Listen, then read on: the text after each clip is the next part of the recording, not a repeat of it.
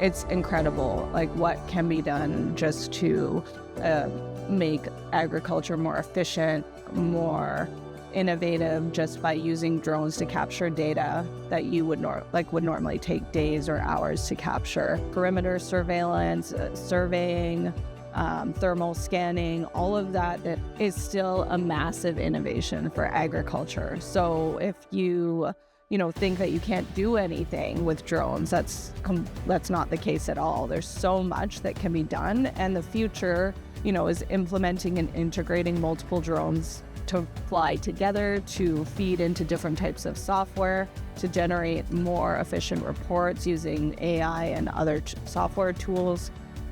So that's also moving very quickly.